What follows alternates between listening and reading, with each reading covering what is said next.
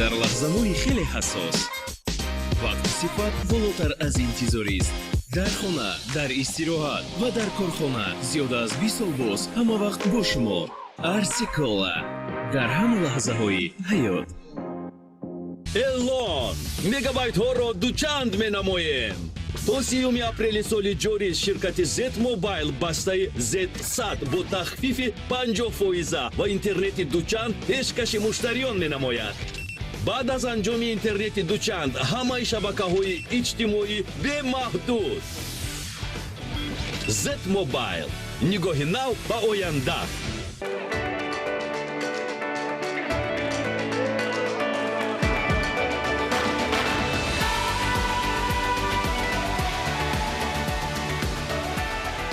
Pepsi.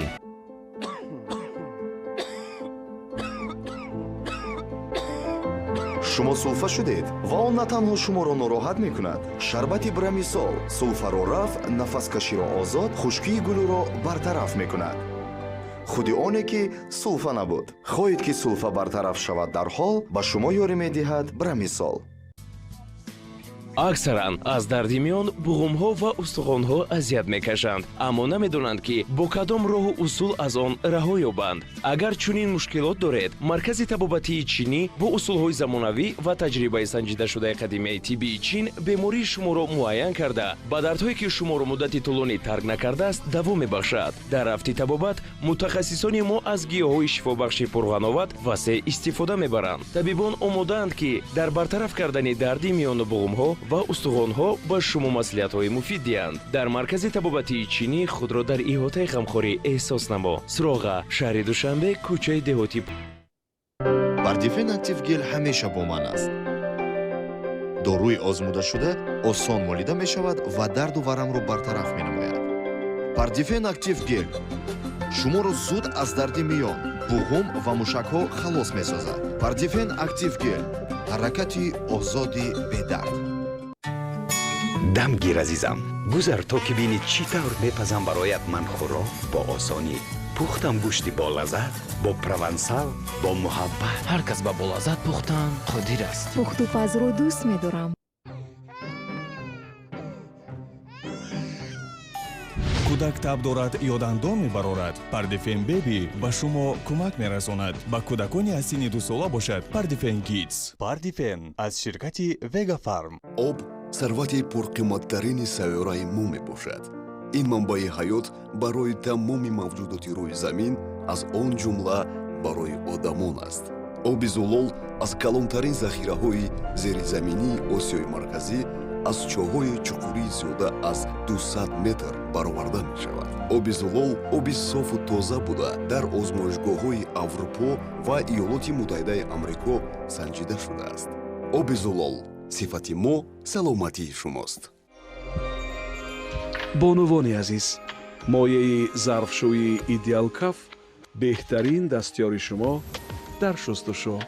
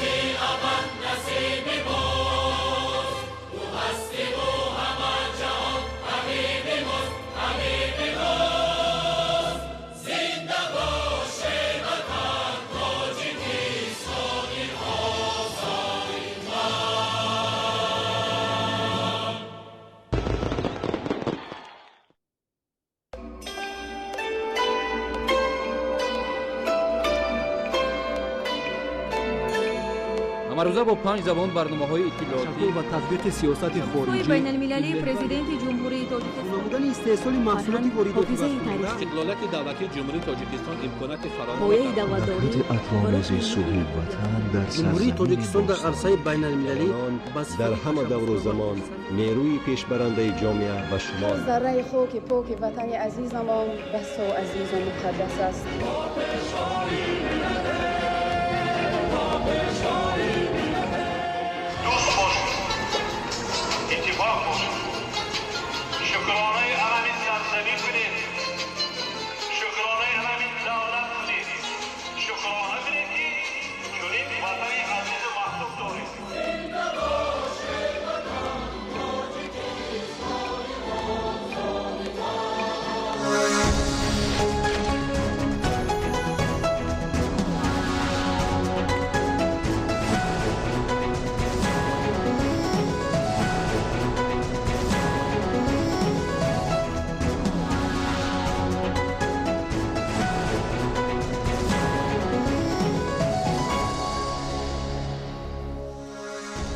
ассалому алайкум бинандагони гиромӣ, нашри навбатии барномаи иттилоотии ахборро аз телевизиони тоҷикистон мустақиман манзуратон менамоем. Дар студия Наргиз Шарифзода.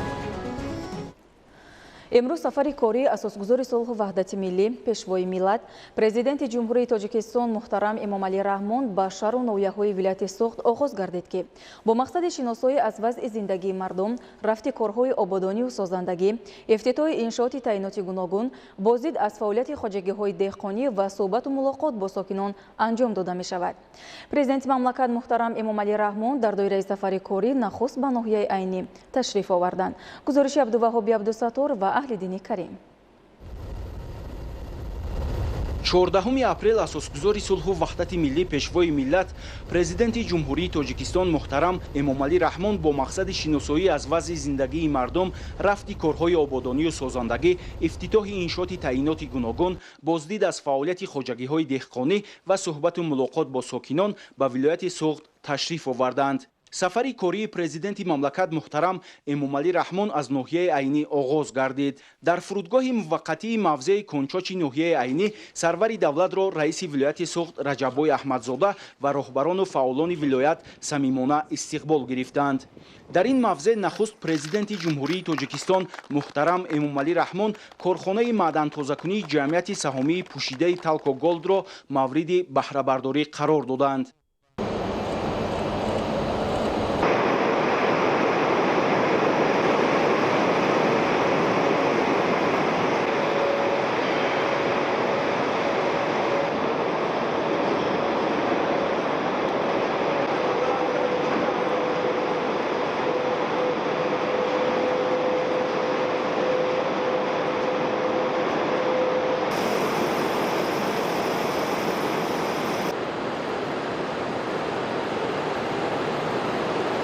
аснои шиносоӣ бо раванди коркарди ашёи хом ва дигар корҳои дар ин минтақаи саноатӣ анҷомёфта маълум гардид ки дар ҷамъияти саҳомии пӯшидаи Талко Голд дар асоси лоиҳа ва нақшаи таҳризӣ гардида ғанисозии маъдан бо усули флотатсиякунонӣ дар як шабонарӯз 5000 тонна ва солона 1.5 миллион тоннаро ташкил медиҳад.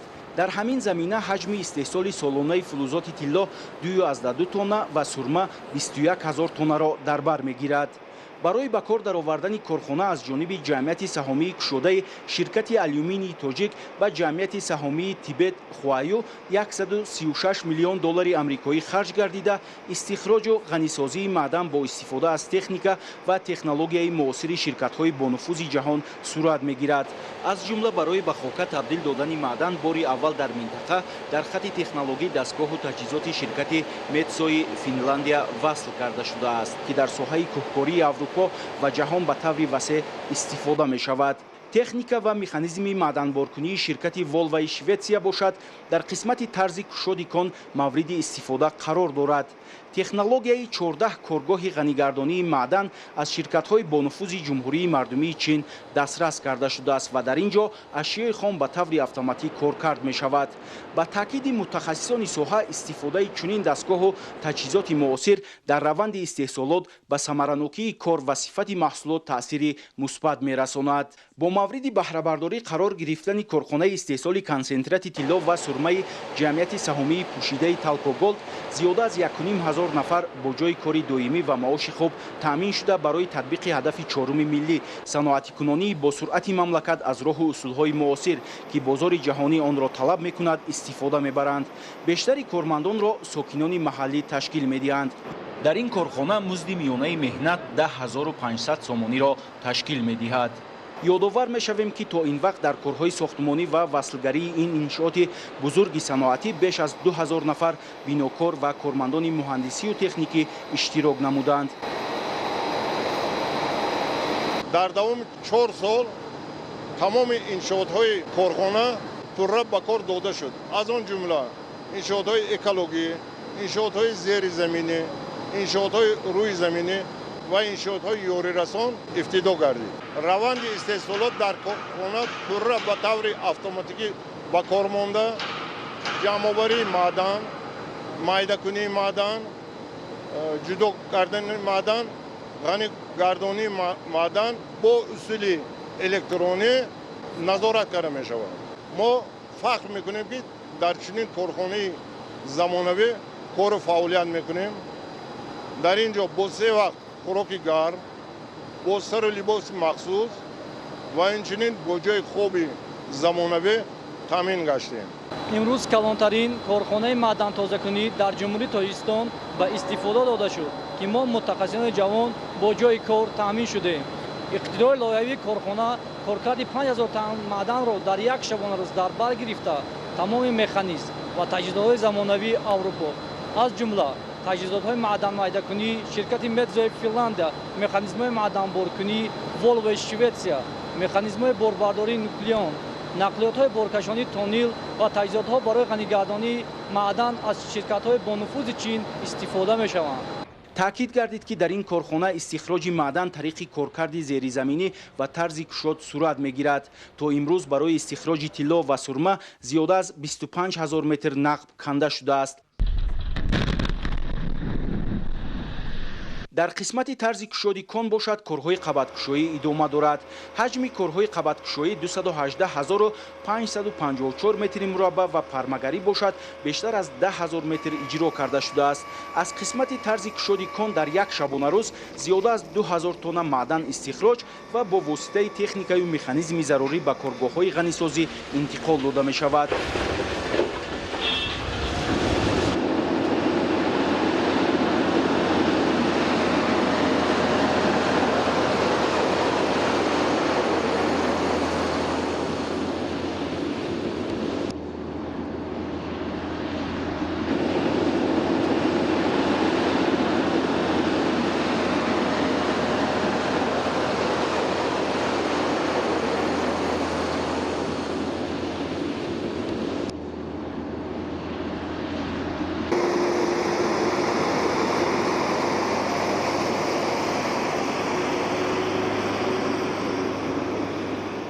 барои таъмини саривақтии фабрикаи бойгардонии маъдан бо ашёи хом зиёда аз 25 километр нақбҳои лозимии зеризаминӣ ҳафорӣ шудаанд.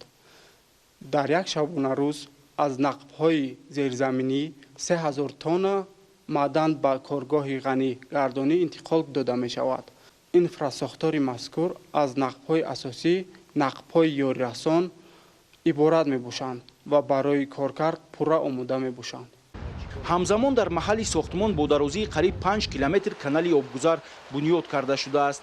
тариқи ин канал оби шохобҳои минтақаи Кончоч аз мавзеи корхона берун бурда мешавад ки ин амал бо мақсади беҳдошти вазъи экологӣ ва зарар нарасидан ба табиати зебою нотакрори ин минтақаи сайёҳӣ иҷро карда шудааст.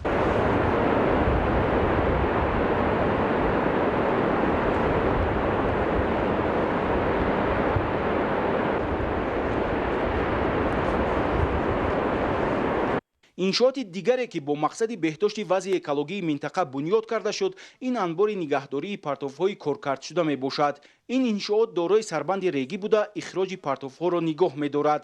бо мақсади риояи талаботҳои ҳифзи муҳити зист, лоиҳаи коркарди кони Канчоч барои ҷойгир намудани партовҳои истеҳсолот, сохтмони партовгоҳ бо сарбанди баландиаш 55 метр ва ғунҷоишаш 14 миллион метри мукааб пешбинӣ гардидааст, ки сохтмонаш бомаром идома дорад. ҳамчунин оби тозаи дарёҳои болооб аз минтақаи саноатӣ тавассути канали бетонии 5 километра интиқол дода мешавад. ба гуфти масъулон, обҳои техникӣ дар коргоҳҳои бойгардонӣ ба такрор бо тарзи занҷири сарбаста истифода мешавад ва он ба муҳити зист таъсири манфӣ намерасонад. хушбахтона лоиҳаи коркарди кони Канчоч истифодаи маводҳои химиявии сахттаъсирро пешбинӣ накардааст. лоиҳаи коркарди кони Канчоч яке аз лоиҳаҳои бузурги соҳаи кӯҳкорӣ мебошад, ки бо шарофати истиқлолияти давлатии ҷумҳурии Тоҷикистон таҳия ва бо усули флотатсиякунонии маъдан амалӣ гардида истодааст. дар амалигардонии лоиҳаи коркарди кони Канчоч мутахассисони сатҳи донишашон баланд бо таҷриба ҷалб карда шуданд. дар оянда ин корхона як мактаби таҷрибавии хуб барои мутахассисони ҷавони соҳаи кӯҳкорӣ шуда метавонад. барои ба роҳ мондани фаъолияти пурсамару муназзами ҷамъияти саҳомии пӯшидаи Talco Gold бо насби қариб 100 стунпояи оҳанӣ аз масофаи 34 километр хати интиқоли баландшиддати нерӯи барқ кашида шуда, як зеристгоҳ ки тавоноиаш 110 ба 10 киловолтро дар бар мегирад бунёд гардидааст. баъди ба истифода додани зеристгоҳи мазкур, аҳолии деҳоти атрофи корхона низ бо қувваи барқ таъмин шуданд. дар зеристгоҳи мазкур 2 адад трансформатори қуввагии 16000 киловолт ампера, як адад трансформатори фузуншиддат ва 2 адад трансформаторҳои шиддат ва трансформаторҳои ҷараёнӣ насб гардида шудааст. мо муҳандисону кормандони ҷавони корхона ҷавобан ба ғамхориҳои ҷаноби олӣ содиқона вазифаҳои худро ба ҷой оварда, тамоми донишу малакаи худро барои дар сатҳи зарури технологӣ нигоҳ доштани корхона сарф хоҳем кард. бо дастури сарвари давлат аз ҷониби роҳбарияти ҷамъияти саҳомии пӯшидаи Talco Gold аз роҳи Душанбе Чаноқ то расидан ба ин мавзеъ, ки 35 километрро ташкил медиҳад, васеъ ва пурра мунфарш карда мешавад. ин корхонаи бузурги саноатӣ дар заминаи конҳои чӯлбоӣ, кончоч ва шахкон бунёд гардида, тибқи маълумоти масъулон захираи умумии сурма 265 000 тонна ва тилло 50 тоннаро ташкил медиҳад. ёдовар мешавем, ки корҳои сохтмонӣ дар ин корхонаи бузурги саноатӣ бо иштироки президенти ҷумҳурии Тоҷикистон муҳтарам Эмомалӣ Раҳмон 24 июни соли 2018 оғоз гардида буд. 12 сентябри соли 2020 сарвари давлат бо рафти корҳои сохтмонӣ шинос шуда, барои бо сатҳу сифати баланд сохта ба истифода додани корхона ба масъулон дастуру супоришҳои мушаххас дода буданд. маврид ба таъкид аст, ки давоми солҳои охир бо ташаббуси ҳукумати ҷумҳурии Тоҷикистон ба ҷалби сармояи дохилию хориҷӣ дар мамлакат рушди соҳаи саноати металлургӣ таъмин гардида, корхонаҳои нав ба кор дароварда шуданд, ки дар ин замина истихроҷ ва коркарди маъдан то ба ҳадди ниҳоӣ расид ва ин иқдом дар рушди иқтисоди миллӣ ва таъсиси ҳазорҳо ҷойҳои нави корӣ натиҷаи дилхоҳ ба бор овард. хусусан дар шаҳру ноҳияҳои вилояти Суғд ин раванд вусъати бештар пайдо кардааст.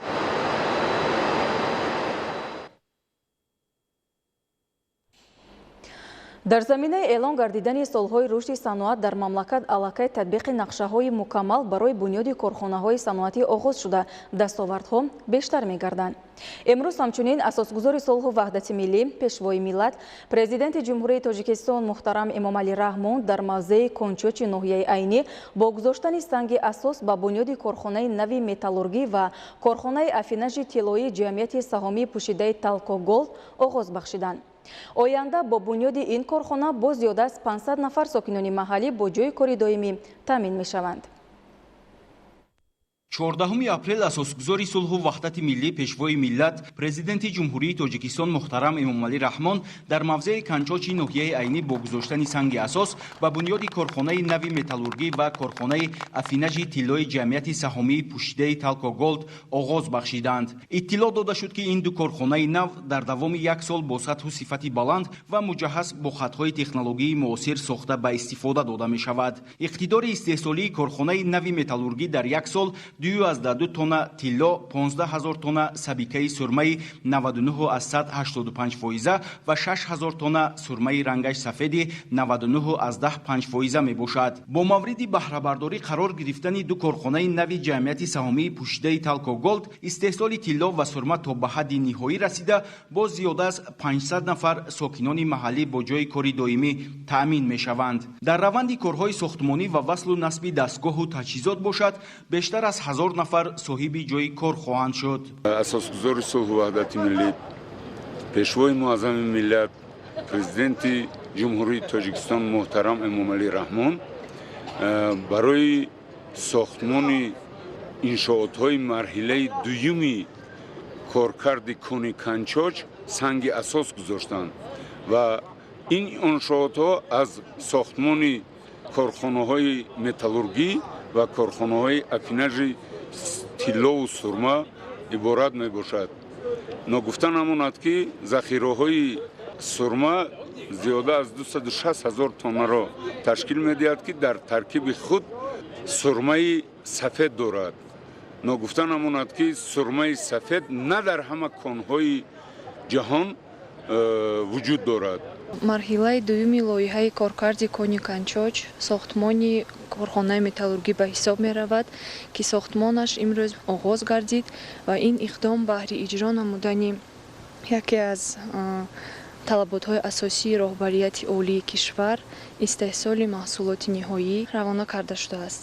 бояд таъкид намуд ки имрӯз қудрати истеҳсолии корхонаи Talco Gold 10% бозори ҷаҳонии сурмаро ташкил дода, дар ҳолати 2 маротиба зиёд намудани истеҳсолот он ба бузургтарин корхонаи истеҳсоли сурма дар дунё мегардад.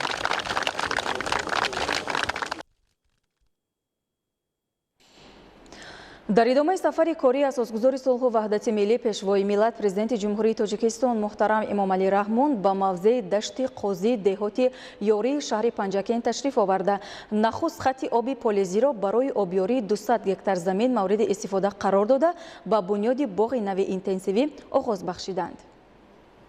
14 апрел асосгузори сулҳу ваҳдати миллӣ пешвои миллат президенти ҷумҳурии Тоҷикистон муҳтарам Эмомалӣ Раҳмон ба мавзеи дашти Қозӣ деҳоти ёрии шаҳри Панҷакен ташриф оварда нахуст хатти оби полезиро барои обёрии 200 гектар замин ба истифода супорида ба бунёди боғи нави интенсивӣ оғоз бахшиданд. мавриди зикр аст ки хатти оби полезӣ бо ташаббуси пешвои миллат муҳтарам Эмомалӣ Раҳмон бо мақсади ба гардиши кишоварзӣ ворид кардани 200 гектар замини санглоху бекорхобида дар мавзеи дашти Қозӣ аз масофаи 1280 метр кашида шудааст. президенти ҷумҳурии Тоҷикистон муҳтарам Эмомалӣ Раҳмон дар ин мавзе ниҳоли дарахтони мевадиҳанда шинонида ба бунёди боғи интенсивӣ чормағз оғоз бахшиданд. бояд гуфт ки ниҳоли дарахтони мевадиҳанда аз ҷумҳуриҳои Туркия ва Узбекистон ворид карда шуда, ҳосили он асосан барои содирот пешбинӣ гардидааст. боғи интенсивӣ чормағз дар 14 гектар мутобиқ ба талаботи муосири парвариши ниҳолҳо ташкил карда шуда, ба ақидаи мутахассисон ҳосилнокии ин навъи боғҳо 8-10 маротиба аз боғҳои муқаррарӣ зиёд мебошад.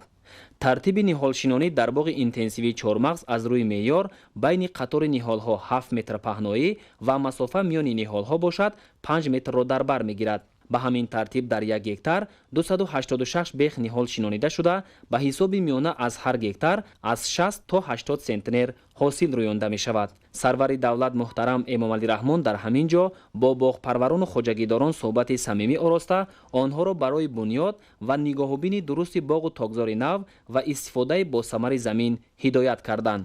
дар замини обёришаванда аз ҷониби хоҷагиҳои инфиродии деҳоти ёрии шаҳри Панҷакент ниҳолҳои дарахтони зардолу, олӯи сиёҳ, себ ва токи ангури кишмиши сиёҳ ва тоифӣ ки навъҳои маҳаллӣ мебошанд шинонида шудааст. бо бунёди боғҳои нав дар мавзеи мазкур зиёда аз 500 ҷойи нави корӣ ташкил карда шуд ки ба ҳар саҳмдор 0 аз 125 гектар замин рост меояд. иттилоъ дода шуд ки барои бо оби полезӣ таъмин намудани мавзеи дашти Қозӣ пойгоҳи нави обкашӣ бунёд карда шудааст. корҳои сохтмонӣ дар пойгоҳи обкашӣ моҳи декабри соли 2021 оғоз шуда, паймонкори иншоот, идораи давлатии беҳдошти замин ва обёрии ҳавзаи дарёи Зарафшон мебошад. барои обёрии заминҳо қубури обрасони фишораш баланд бо қутри 426 мм истифода гардидааст. сарвари давлат муҳтарам эмомалӣ раҳмон аз таҷрибаи боғпарварӣ ва истифодаи босамари замин дар шаҳри панҷакен изҳори қаноатмандӣ намуда, барои боз ҳам васеъ кардани боғҳои дарахтони мевадиҳанда, аз ҷумла боғҳои интенсивӣ ба хоҷагидорон маслиҳату тавсияҳои судманд доданд. Бо дастрас шудани оби полезӣ, кишоварзон ҳар қитъа замини ин мавзеъро босамар истифода карда, байни қатори ниҳоли дарахтони мевадиҳанда, сабзавоту полезӣ ва хӯроки чорво киш намуданд. мақсад аз обёрии мавзеи дашти қозӣ, бунёди боғу тогзори нав, кишту парвариши зироати кишоварзӣ ва ба ин восита гирифтани то се ҳосил мебошад ки ин тадбири муҳим дар самти таъмини амнияти озуқавории мамлакат мусоидат менамояд. бо дастгириҳои пешвои муаззами миллат ва корбариҳои ҳукумати ҷумҳурии Тоҷикистон деҳқонони шаҳри Панҷакен кӯшиш намуд истоданд ки он заминҳое ки бекор хобида буд, ҳар як қитъаи онро ба гардиши кишоварзӣ ворид намоянд.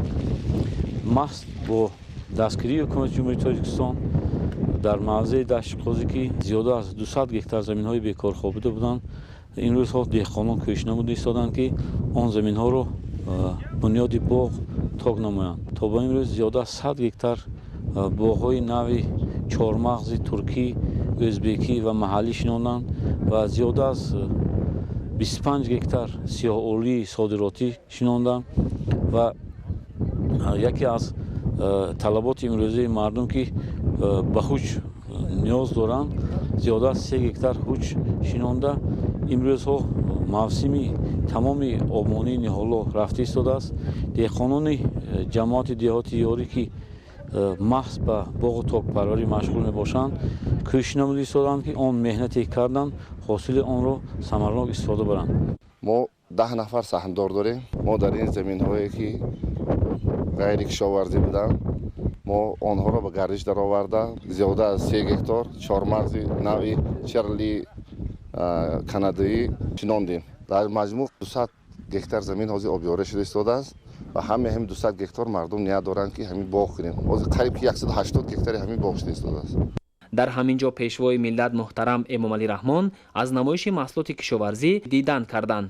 дар намоиш маҳсулоти гуногуни кишоварзӣ аз ҷумла ғалладона, сабзавоту полезӣ, меваҷот, хушкмеваҳо, асал ва маҳсулоти нонӣ муаррифӣ карда шуд ки бозгӯи самараи меҳнати босамару садоқатмандонаи аҳли заҳмати шаҳри Панҷакен мебошад.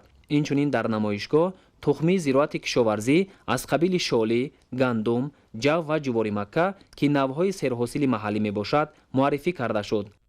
муассисаи давлатии хоҷагии ҷангали шаҳри Панҷакен дар асоси дастури супоришҳои пешвои миллат фаъолияти худро ба роҳ монда дар хоҷагии ҷангали мо зиёда аз 72 нафар дар самтҳои гуногун кору фаъолият менамоем. мақсад ва мароми мо ҳифз намудани ҷангал, барқарор намудани ҷангал, ҳифз намудани ҳайвонҳои нодир ва ҷамъоварӣ ва коркард намудани гиёҳҳои шифобахш мебошад.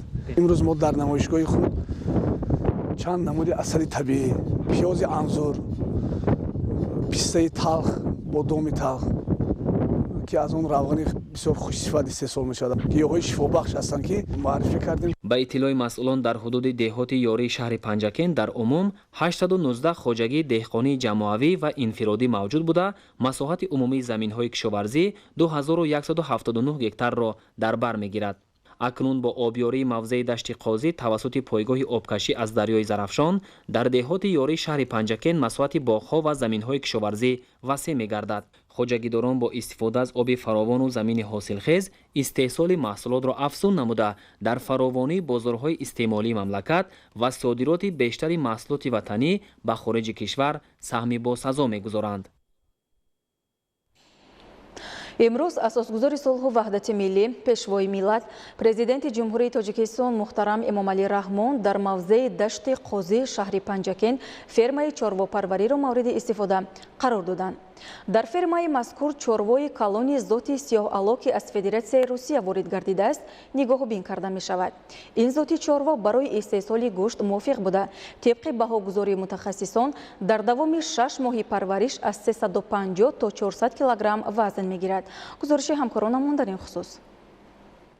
14 апрел асосгузори сулҳу ваҳдати миллӣ, пешвои миллат, президенти ҷумҳурии Тоҷикистон муҳтарам Эмомалӣ Раҳмон дар мавзеи дашти қозии шаҳри Панҷакент фермаи чорвопарвариро мавриди истифода қарор доданд. Фермаи чорвопарварӣ аз тарафи соҳибкори ватанӣ Масрур Савриев бунёд карда шуда, дар он 100 сар чорво парвариш карда мешавад, ки барои истеҳсоли гӯшт пешбинӣ шудааст.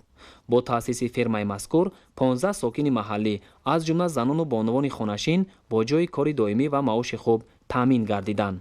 ба пешвои миллат муҳтарам Эмомалӣ Раҳмон иттилоъ доданд, ки пас аз парвариши 3-6 моҳа аллакай чорво барои забҳ омода шуда гӯшти хушсифат истеҳсол мешавад ва барои таъмини фаровонии ин навъи маҳсулот бо нархи нисбатан арзон ба бозорҳои шаҳрҳои Панҷакент, Хуҷанд, Душанбе ва дигар минтақаҳои ҷумҳурӣ ба фурӯш бароварда мешавад. иқтидори истеҳсолии фермаи чорвопарварӣ дар як сол то 60 тонна гӯшти хушсифат мебошад. зимни шиносоии президенти ҷумҳурии Тоҷикистон муҳтарам Эмомалӣ Раҳмон таъсиси фермаи чорвопарвариро дар шароити афзудани талаботи аҳолӣ ба маҳсулоти гӯштӣ муҳим арзёбӣ карда ба соҳибкори маҳаллӣ барои бунёди иншооти аграрию саноатӣ дар шаҳри Панҷакент изҳори сипос намуданд ва барои боз ҳам рушд додани соҳаи чорвопарварӣ ба масъулон маслиҳату тавсияҳои судманд доданд. қобили таъкид аст, ки дар фермаи мазкур чорвои калони зоти сиёҳало, ки аз Федератсияи Русия ворид гардидааст, нигоҳубин карда мешавад. ин зоти чорво барои истеҳсоли гӯшт мувофиқ буда, тибқи баҳогузории мутахассисон дар давоми 6 моҳи парвариш аз 350 то 400 килограмм вазн мегирад. дар баробари нигоҳубини чорвои зоти сиёҳало дар ин ферма инчунин парвариши зотҳои маҳаллӣ ба роҳ монда шудааст. масоҳати фермаи мазкур 0,73 гектар аст ва барои парвариши чорвои гӯштӣ биноҳои алоҳида ва ёрирасон сохта шуда, дар онҳо бо риояи меъёрҳои соҳаи чорвопарварӣ шароит фароҳам гардидааст. ҳамасола дар вилоят 10-12 фермаҳои калону хурд таъсис дода шудааст. имрӯз барои 100 сар саршумори чорвои зотӣ дар шаҳри Панҷакент дар деҳаи дашти қозии ҷамоати деҳоти ёрӣ фермаи хурд таъсис дода шудааст. ҳадафи асосии ин аз он меборад мебошад, ки таъмин намудани амнияти озодкории мамлакат мебошад. ин аз он шаҳодат медиҳад, ки ҳамасола бо дастгирии бевосита пешвои муаззими миллат ҷаноби олӣ муҳтарам Эмомалӣ Раҳмон барои таъмин намудани амнияти озодқаворӣ дар шаҳру ноҳияҳои вилоят фермаҳои чорвопарварӣ, корхонаҳои паррандапарварӣ, хоҷагоҳи моҳипарварӣ таъсис дода шудааст. мо тасмим гирифтем, ки имсол то охири сол зиёда аз 10 фермаҳои хурду калон дар вилоят таъсис дода барои таъмин намудани амнияти озодқавории мамлакат ҳисси худро гузорем.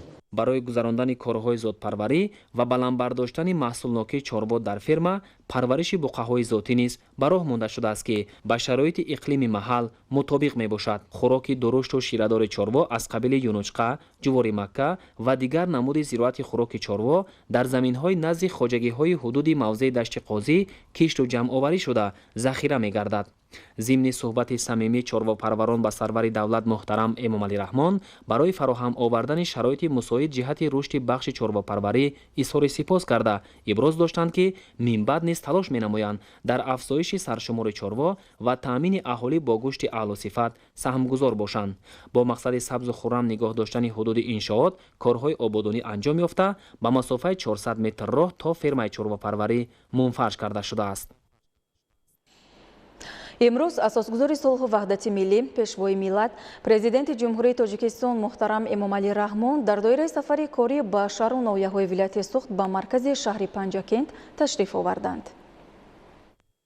14 апрел асосгузори сулҳу ваҳдати миллӣ, пешвои миллат, президенти ҷумҳурии Тоҷикистон муҳтарам Эмомалӣ Раҳмон дар доираи сафари корӣ ба шаҳру ноҳияҳои вилояти Суғд ба маркази шаҳри Панҷакент ташриф оварданд.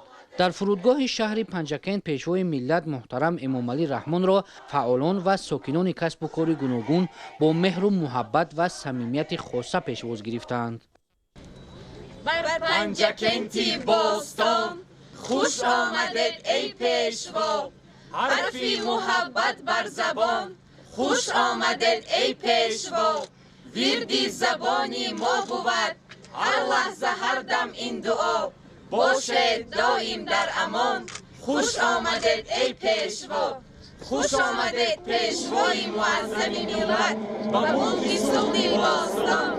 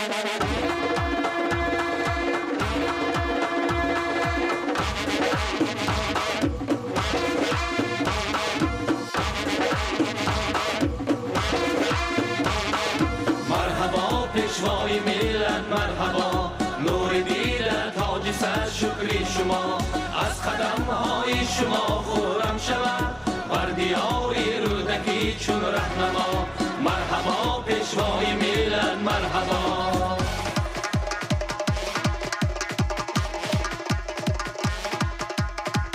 ای دیاری نام دارم تاجیکستانم توی ای دیاری نام دارم تاجیکستانم توی افتخاری شهریارم تاجیکستانم توی تاجیکستانم توی شکری استقلال تو سبز و خورم این وطن پیشوای نامداری تاجیکستان زنده باد تاجیکستان زنده باد سود و ختلان و بدخشان و زرفشان زنده باد پیشوای نامداری تاجیکستان زنده باد تاجیکستان زنده باد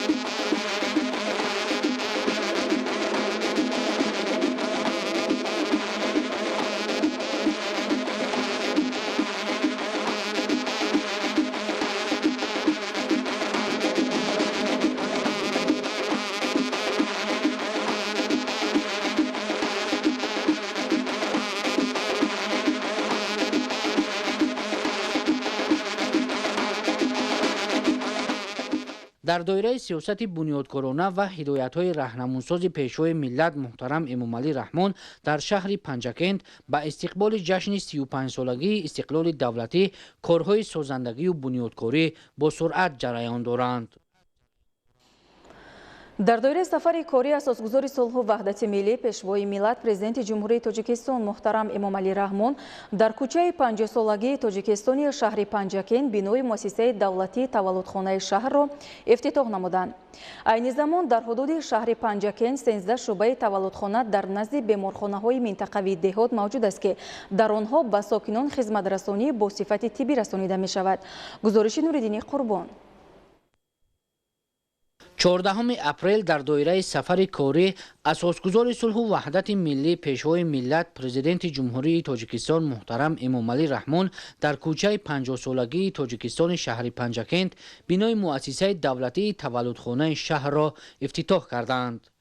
بینای تولدخانه شهری برای 80 کت پیشبینی گردیده شرایط خدمترسانی طبی به مادر و کودک مطابق به استانداردهای جهانی به راه مانده می شود. انشاءات نو تندرستی با مبلغ گذاری مقامات اجرایی حکومت دولتی شهر پنجکند با صفت بلند ساخته شده است. بنا از 3 آشیانه و تهخانه عبارت بوده دارای شرایط و امکانیت‌های نو خدمترسانی به مادر و کودک می باشد. در تهخانه انشاءات نوبنیاد حجره‌های بایگانی، انبار نگهداری مواد داروواری و لوازمات طبی، تالار مجلس و دیگر حجره‌های یاری رسان جایگیر می باشد. با شرافت پیشوای معظم ملت محترم جناب عالی امامعلی رحمان امروز بینای پرحشمت تولدخانه دارای 80 کت مورد استفاده قرار داده شد که خرسندی ما حد و کنار ندارد. تولدخانه ما دارای تجهیزات‌های نو گشت. سطح و صفت خدمترسانی به مادر و کودک جای اعلی رسانیم و صادقانه و عارفانه و عاقلانه به مردم خود خدمت نماییم، زیرا فرزند سالم مادر سالم ملت سالم است. موافق لایحه بینای تولدخانه شهری از 6 شعبه عبارت بوده طبیبان با استفاده از تجهیزات پیشرفته طبی به زنان و طفلان نوزاد خدمت با صفت طبی می‌رسانند. در آشیانه یکم شعبه قبول، شعبه احیای کلانسالان و کودکان، عملیاتخانه، ختنه و یک حجره زایشگاه فوری، در آشیانه دوم 10 حجره زایشگاه احیای کلانسالان و در آشیانه سوم حجره بعد تولد جایگیر است. با دستگیری جناب عالی پیشوای ملت پرزیدنت جمهوری تاجیکستان محترم امامعلی раҳмон бинои нави таваллудхона бунёд гардид ва мавриди истифода қарор дода шуд. собиқ бинои таваллудхонаи шаҳри Панҷкен соли 1973 бунёд гардидааст. бо зиёд шудани теъдоди аҳолӣ, бо зиёд шудани таваллудхонаи шаҳри Панҷкен ба эҳтиёҷоти мардумро қонеъ гардонида наметавонист. бинои нави таваллудхонаи шаҳрӣ бунёд гардид ки бо тамоми шароитҳояш барои занҳои ҳомила, барои ташхис табобат муҷаҳҳаз гардонида шуд. корҳои сохтмонӣ дар бинои таваллудхонаи шаҳрӣ аз моҳи июни соли 2017 аз ҷониби фармоишгар идораи сохтмон ва меъмории шаҳри Панҷакент оғоз гардида, иншооти мазкур дар зарфи 5 сол ҷавобгӯ ба талаботи замони ҳозира сохта ба истифода дода шуд. барои иҷрои сифатноки корҳои сохтмонӣ мутахассисон ва бинокорони маҳаллӣ ҷалб шуда бо ҷои кори муваққатӣ таъмин гардиданд. сохтмони бинои таваллудхона барои 80 хатро ҷамъияти саҳоми кушоди асл ба ӯҳда дошт ва ин иншоотро мо ба сифати хуб ба итмом расонидем. ҳамаи масъолаи сохтмонӣ ҷавобгӯи меъёрҳои сохтмонӣ мебошад. бо боварии комил гуфта метавонем ки солҳои зиёд иншоот хизмати худашро мекунад. иттилоъ дода шуд ки сохта ба истифода додани бинои замонавии таваллудхонаи шаҳрӣ сатҳу сифати хизматрасонии тиббӣ ба модару кӯдак беҳтару хубтар гардида, барои 120 нафар корманди соҳа аз ҷумла 37 нафар табиб, 57 нафар корманди миёнаи тиб ва 27 нафар корманди хурди тиб ҷойи кори нав ташкил шуд. дар маҷмӯъ дар таваллудхона барои муоина ва табобати саривақтии модару кӯдак зиёда аз 40 дастгоҳу таҷҳизоти пешрафтаи тиббӣ мавҷуд аст ки акнун дар чунин шароит табибон занон ва кӯдаконро ба табобат фаро мегиранд. ба ҳамагон маълум аст ки хизматрасонӣ дар соҳаи модару кӯдак таҳти назорати қатъии сарвари давлат қарор дошта мо касби хеле пурмасъулро ба дӯш дорем. боиси хушнудист ки имрӯз мо табибони ҷавон дар чунин таваллудхонаи зебову замонавӣ ҷавобгӯ ба стандартҳои ҷаҳонӣ ки аз тарафи пешвои миллат муҳтарам Эмомалӣ Раҳмон сохта ба истифода дода шудааст, кору фаъолият карда истодаем. мо ҷавононро месазад ки ба халқу миллати хеш софдилона хизмат намоем. дар таваллудхона барои аз ташхис гузарондани модару кӯдак таҳлилгоҳ, ҳуҷраи ташхиси ултрасадо, сабти барқии дил, омӯзиши модарон ва ҳуҷраи кории табибон мавҷуд аст ки бо дастгоҳҳои нави тиббӣ таъмин гардидааст. бинои мазкур ба шабакаи махсуси гармидиҳӣ пайваст буда, дар фасли зимистон гармии ҳуҷраҳо аз ҳамин ҳисоб таъмин мегардад. боиси пайравию дастгирию сарфарозист ки имрӯз мо дар қатори дигар пешравию дастовардҳоямон соҳиби ин бинои боҳашамату замонавӣ гардидем. месазад ки боз бештар талош варзем то саломатии модару кӯдак ки асоси хушбахтии ҷомеаанд дар ҷои аввал бошад.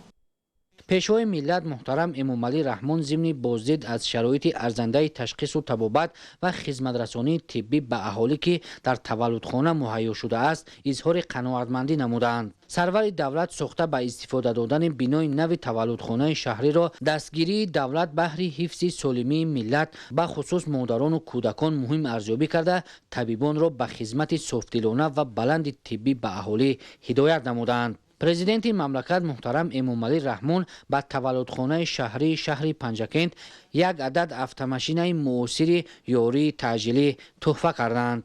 айни замон дар ҳудуди шаҳри Панҷакент 13 шӯъбаи таваллудхона дар назди беморхонаҳои минтақавии деҳот мавҷуд аст ки дар онҳо ба сокинон хизмати сифатноки тиббӣ расонда мешавад. имрӯз асосгузори сулҳу ваҳдати миллӣ, пешвои миллат, президенти ҷумҳурии Тоҷикистон муҳтарам Эмомалӣ Раҳмон дар хиёбони ба номи Абу Абдуллоҳи Рӯдакии шаҳри Панҷакент меҳмонхонаи Панҷакент Плазаро ба истифода доданд. пас аз мавриди истифода қарор додани меҳмонхонаи Панҷакент Плаза, президенти мамлакат муҳтарам Эмомалӣ Раҳмон бо Ятимони Кӯл мулоқоти самимӣ анҷом доданд. 14 اپریل اساسگزار صلح و وحدت ملی پیشوای ملت پرزیدنت جمهوری تاجیکستان محترم امامعلی رحمان در خیابان به نام ابو عبدالله رودکی شهر پنجکند مهمانخانه پنجکند پلازا را به استفاده دادند. مهمانخانه زمانوی پنجکند پلازا در اساس نقشه گنرالی شهر پنجکند از طرف صاحبکار محلی دلیر همراخلوف با طرح معاصر و مطابق به صنعت بلند معماری ملی و عنصرهای شهرسازی زمان امروزه ساخته شده است. پس از ساخته به استفاده دادن مهمانخانه پنجکند پلازا 30 نفر ساکن محلی با جای کار دائمی تامین کرده شدند. موافق لایحه بنای مهمانخانه نوبنیاد از تخانه و 6 آشیانه عبارت بوده 37 حجره لیوکس و استانداردی دارد. در مهمانخانه نوبنیاد در یک وقت به 70 مزاج خدمت رسانده می شود. این عامل به جلب سیاحان خارجی به شهر قدیمی پنجکند مخصوصا سرزم باستانی که 5500 سال تاریخ دارد مساعدت خواهد کرد. امروز ما باعث خرسندی ما است که در کشاده شوی این بنا شخصا خود جناب عالی اشتراک نمودند و مهمانخانه را به استفاده دادند. 2 سال ما این ساخته به استفاده دادیم و این اقدام گرفته ما از آن سبب شد که سالهای پیش در شهر پنجکند مهمانخانه خیلی کم بودند و جلب سیاحان و مهمانخانه توجهشان بسیار است. شهر پنجکند یکی از شهرهای قدیمی جمهوری تاجیکستان می باشد که تاریخ 5500 ساله دارد و بسیاری سیاحان میخواهند که از این شهر دیدن کنند و اینچنین برای رشد ساحه سیاحی خیلی شرایط‌های خوب از جانب حکومت جمهوری تاجیکستان مهیا شده است. در آشیانه یکم مهمانخانه طربخانه با 80 جای نشست جایگیر می باشد که در آن برای مهمانان خوراک‌های با لذت ملی و اروپایی آماده و پیشنهاد می گردد. در مهمانخانه خدمترسانی به مزاجان و سیاحان داخلی و خارجی مطابق به سطح بین المللی به راه مانده می شود. برای بود و باش و استراحت مهمانان از قبیل حمام، آشخانه علاهیده، حجره‌های فراغتی و غیره موجود است که از برتریت‌های مهمانخانه به شمار می رود.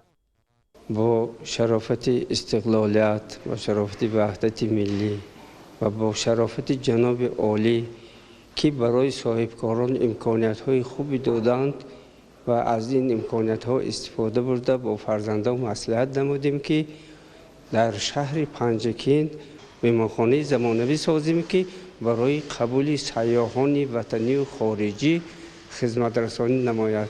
مهمانخانه زمانوی را در مدت 2 سال ساخته به آخر رسانده و امروز به استفاده بری داده ایستاده‌ایم که موضوعهای سیاحی بسیاری در شهر پنجکند موجود است. با واسطه راه‌های بین المللی از ازبکستان سیاحان را بسیارتر قبول می‌نماییم و مهمانانی که به شهر پنجکند می‌بینند در تمام نمود خدمت رسانی ها را در همین خود شهر پنجکند به راه مانیم. مساحت عمومی بینای مهمانخانه زمانوی پنجکند پلازا 350 متر مربع را در بر گرفته به سیمای شهر پنجکند زیبایی جمع کرده است. حجره‌های مهمانخانه با لوازمات ضروری رخت خواب، جیوان، تلویزورهای زمانوی و غیره تامین گردیده به استاندارد خدمترسانی جهانی جوابگو می باشد. طرح و نمای بینای مهمانخانه با طلبات معماری و شهرسازی معاصر مطابق کرده شده در رفت ساختمان در آن تمام عنصرهای ملی را به اینوبت گرفتند. اطراف بنا چراغان و سبزکاری شده برای استراحت و فراغت کامل مهمانان صحبتکده‌های نو تشکیل کرده شده است. در رفت کارهای ساختمانی بیش از 60 نفر ساکن محلی با جای کاری موقتی و معاش خوب تامین کرده شدند. بنیاد مهمانخانه نو با شرایط سازگار قبول مزاجان در شهر پنجکند که دارای امکانیت‌های فراخ سیاحی میباشد در آینده برای جلب جهانگردان به این شهر قدیمی زمینه میگذارد. خوشبختانه با اشتراک پیشوای معظم ملت محترم امامعلی رحمان در مرکز شهر پنجکند مهمانخانه پنجکند پلازا با استفاده داده شد.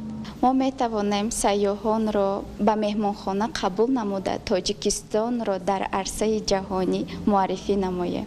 با ساخته با استفاده دادن مهمانخانه نو ما صاحب جای کار گشتیم. ضمن شناسایی با شرایط بنا پرزیدنت مملکت محترم امامعلی رحمان با اقدام سازنده صاحبکار محلی بهای ارزنده دادند. پس از مورد استفاده قرار دادن مهمانخانه پنجکند پلازا، پرزیدنت مملکت محترم امامعلی رحمان با یتیمان کل ملاقات صمیمی انجام دادند. پیشوای ملت محترم امامعلی رحمان با 100 نفر یتیم کل شهر پنجکند، ناحیه‌های عینی، کوهستان مسجد، شهرستان و دیوشتیچی ولایت سوخت که با امر تقدیر از پدر و مادر محروم مانده‌اند، تحفه‌های مالی و پولی تقدیم کردند. طبق اطلاع در شهر پنجکند ولایت سوخت در مجموع زیاده از 1950 عائله بی‌سرابان به قید گرفته شده است که از این شماره 55 نفر یتیم کل می باشند. یتیمان و شخصان بی‌پرستار و شخصان نیازمند جامعه پیوسته زیر غمخواری مخصوص دولت قرار داشته برای بهتر نمودن وضع اجتماعی و زندگی آنها تدبیرهای مهم عملی کرده می شود. سرور دولت محترم امامعلی رحمان با یتیمان کل صحبت آزاد و صمیمی انجام داده آنها را به آموختن علم و دانش مخصوصا زبانهای خارجی، تکنولوژی زمان معاصر و کسب و هنر هدایت نمودند، زیرا آینده دولت و ملت در دست جوانان خودآگاه و خویشتن‌شناس و دانشمند و با ذکاوت می باشد. پرزیدنت مملکت محترم امامعلی رحمان تاکید داشتند که امروز دولت و حکومت جمهوری تاجیکستان هیچگاه یتیمان و بی‌پرستاران، معیوبان و عائله‌های احتیاجمند جامعه را تنها نمیگذارد، در حق آنها پیوسته غمخواری نموده تربیت میکند و به حیات مستقلانه گسیل مینماید. یتیمان هنگام صحبت با پرزیدنت مملکت محترم امامعلی رحمان برای دستگیری‌های روزافزون اظهار منتداری کردند. امروز در شهر پنجکند اساسگذار صلح و وحدت ملی پیشوای ملت پرزیدنت جمهوری تاجیکستان محترم امامعلی رحمان مؤسسه تا مکتبی معرفت پرور را افتتاح کردند. در مؤسسه تا مکتبی معرفت پرور 40 نفر ساکن محلی با جای کاری دائمی تامین شدند. گزارش نوروزشاه عزیزالله در این خصوص. 14 اپریل در شهر پنجکند اساسگذار صلح و وحدت ملی پیشوای ملت پرزیدنت جمهوری تاجیکستان محترم امامعلی رحمان مؤسسه تا مکتبی معرفت پرور را افتتاح کردند. انشاءات ساحه معارف در زمینه دستگیری حکومت مملکت در سمت فعالیت بخش خصوصی از طرف صاحبکار معظم خان انصاری ساخته شده است. بنا از 3 آشیانه عبارت بوده مساحت عمومی آن 2400 متر مربع را تشکیل می‌دهد. در مجموع در کودکستان 400 نفر نورس به تعلیم و تربیت فرا گرفته می‌شوند.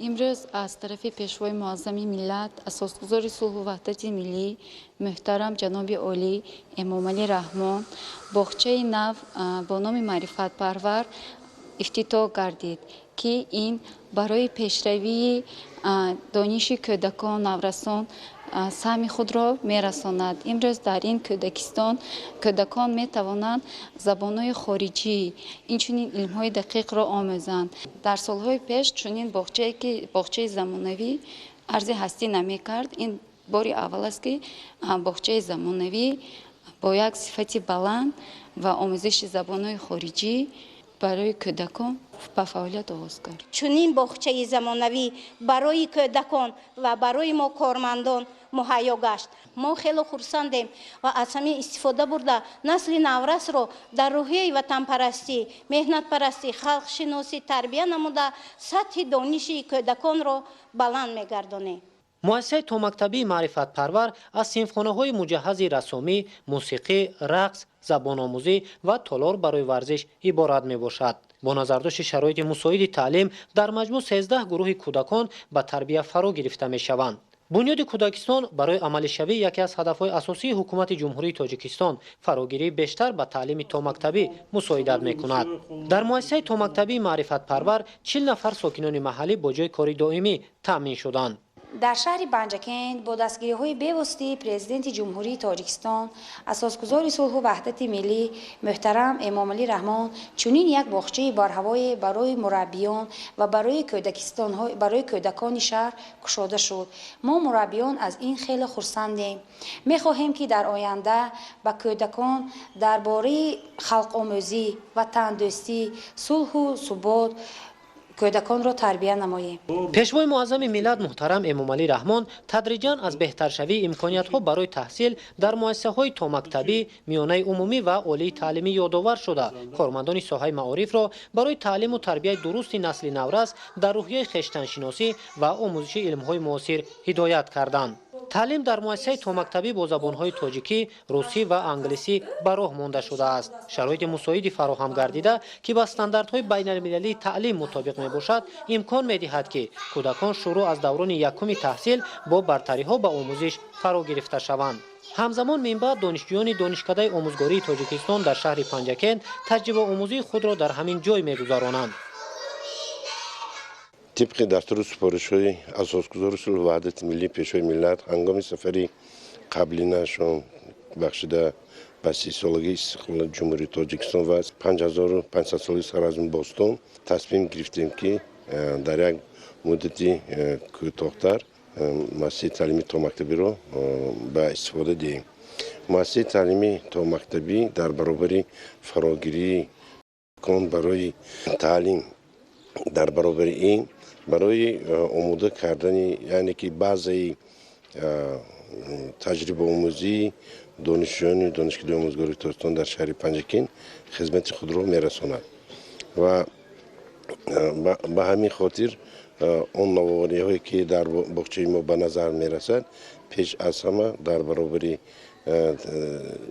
فراگیری کودکان آنها به جلب کرده میشن از روی خواهش خود به آموزش زبانهای خارجی و چند نمودی هنرهایی که ما در نظر گرفته هستیم از جمله هنرهای رسامی، دوزندگی و دیگر هنرها رو ما به نظر گرفته هستیم. کودکان خیلی پیشرفته هستند برای فراگیری آموزشی رشته‌های هم اینفورماسیونی هم تعلیمی سیستم تکنولوژی هم فراگیری دیگر رشته‌هایی که در بر گرفته است میتوانند که کودکان میتوانند که هرچی بیشتر و زودتر در اینجا معلومات‌های ضروری را از خود کنند. امروز ما والدان شهر پنجکین خرسند و سرفراز از آن هستیم که چنین کودکستان زمانوی درهای خود را برای کودکان ما باز کردند. این کودکستان به طلبات‌های زمان معاصر به جوابگو بوده. کودکان ما می توانند از سن خردسالی به آموزش زبان‌های خارجی، فن‌های دقیق و ریاضی فرا گرفته شوند. با نظرداشت نقش اساسی داشتن ساحه معارف در رشد منبعدهای مملکت امروز هدف به آن روانه کرده شده است که همین گونه تدریجاً شرایط برای تعلیم و تربیت به طلبات زمان مطابق گردانیده شود و نسل نورس دانشمند و در روحیه خویشتن‌شناسی به کمال رسند.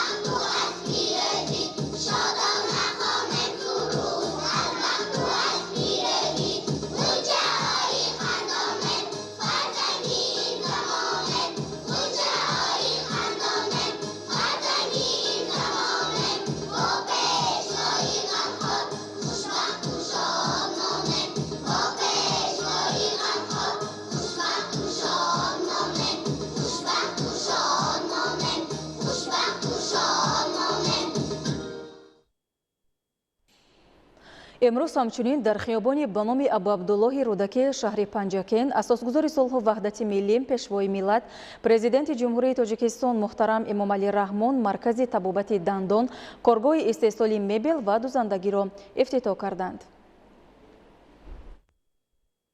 14 اپریل در خیابان به نام ابو عبدالله رودکی شهر پنجکن اساسگزار صلح و وحدت ملی پیشوای ملت پرزیدنت جمهوری تاجیکستان محترم امامعلی رحمان مرکز طبابت دندان کارگاه استحصال مبل و دوزندگی را افتتاح کردند.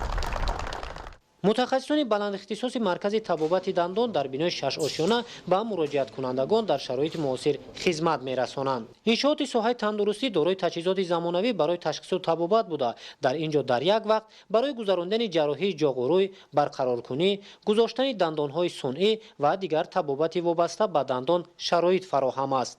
ما جوانان منتداری صمیمی خود را به پیشوای معظم ملت محترم امامعلی رحمان می‌رسانیم. من ختم کرده دانشگاه دولتی طبی تاجیکستان به نام ابوعلی ابن سینا میباشم.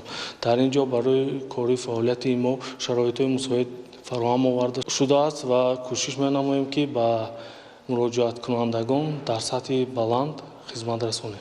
پیشوای معظم ملت محترم امامعلی رحمان با استفاده از امکان فراهم شده کارمندان مرکز را جهت مطابق به طلبات زمان کنونی به راه ماندن خدمت رسانی ها وظیفه‌دار کردند.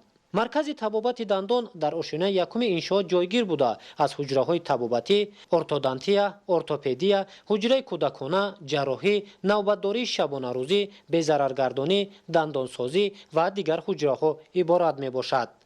ما جوانان نسل امروز در پرتو سیاست خیرتمندانه اساسگزار صلح و وحدت ملی پیشوای ملت پرزیدنت جمهوری تاجیکستان محترم امامعلی رحمان دانش آموختیم، سبق تربیت برداشتیم و به کمال رسیدیم.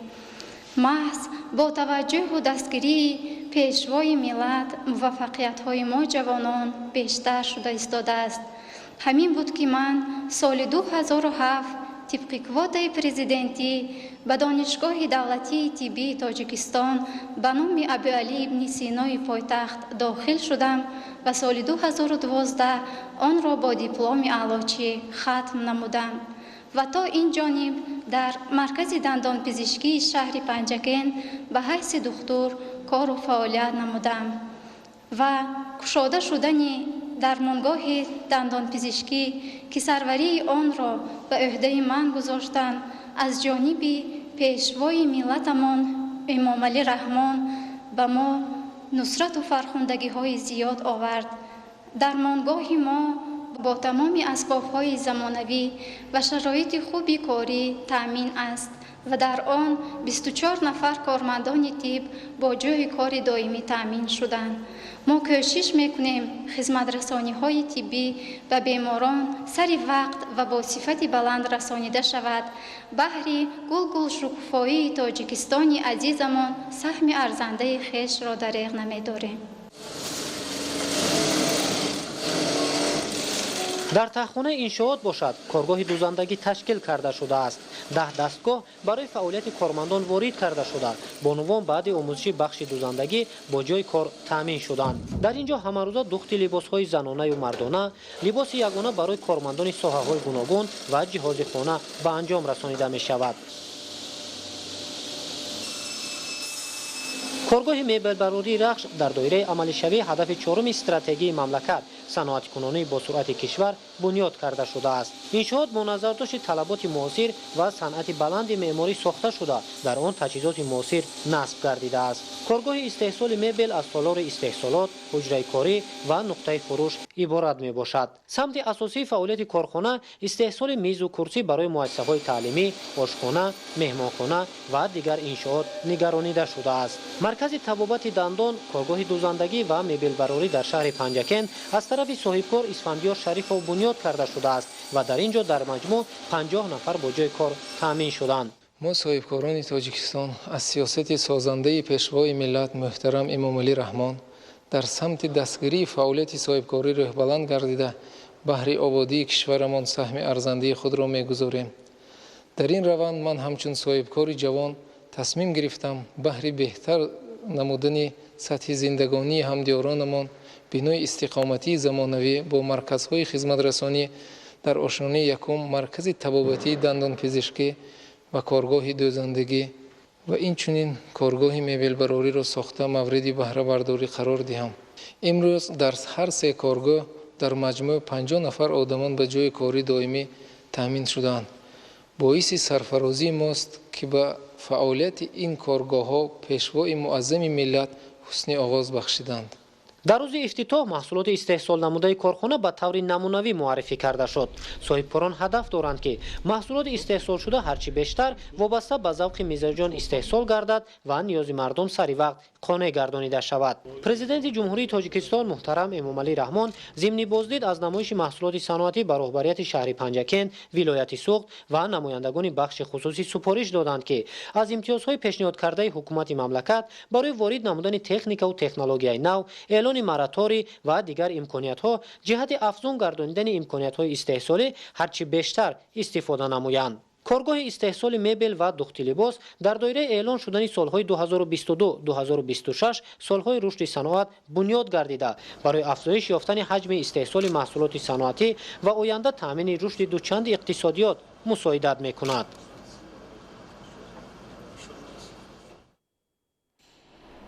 имрӯз асосгузори сулҳу ваҳдати миллӣ пешвои миллат президенти ҷумҳурии тоҷикистон муҳтарам эмомалӣ раҳмон дар шаҳри панҷакент майдони парчами давлатии гулгашти исмоили сомонӣ ва нишони давлатиро ифтитоҳ намуданд.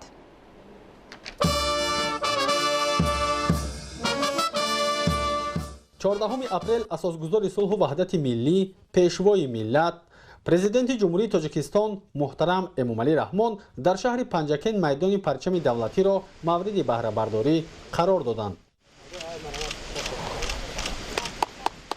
нахуст бо садо додани суруди миллӣ парчами давлатӣ барафрохта шуд.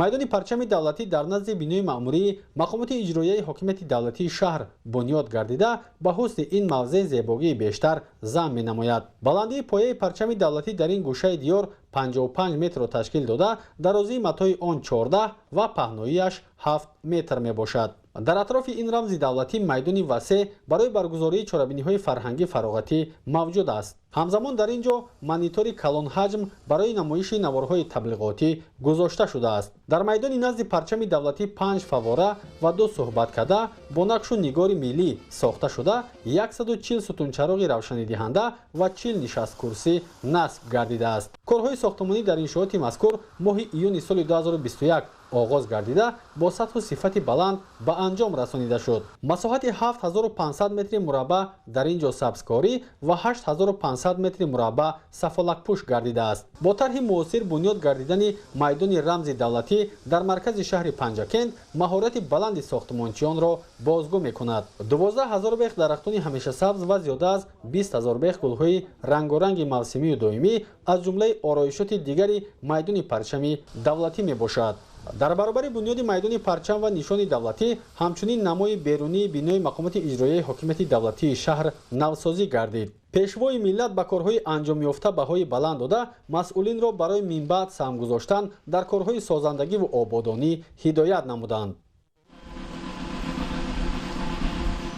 сипас пешвои миллат муҳтарам эмомалӣ раҳмон дар маркази шаҳри панҷакент гулгашти исмоили сомониро мавриди истифода қарор доданд.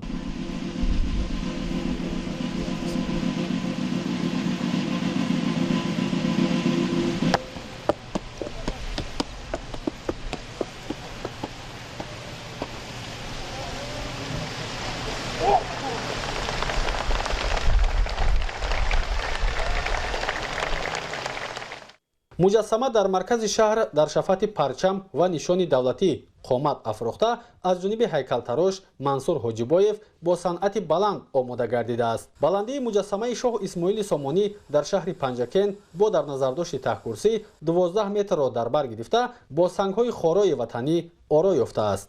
аз ду паҳлӯи муҷассама ду шер ҳамчун рамзи ҷасорату тавонмандии миллати тоҷик гузошта шудааст. масоҳати умумии замини гулгашти Исмоили Сомонӣ 1550 метри мураббаъро дар бар мегирад. бо шинонидани гулу дарахтони ороишиву сояафкан ва майсазор намудани атрофи муҷассама ба ҳусни ин мавзеъ зебогии хоса зам гардид. фармоишгари иншоот мақомоти иҷроияи ҳокимияти давлатии шаҳри Панҷакент ва паймонкори он ҷамъияти дорои масъулияти маҳдуди сусеи шаҳри Панҷакент мебошад.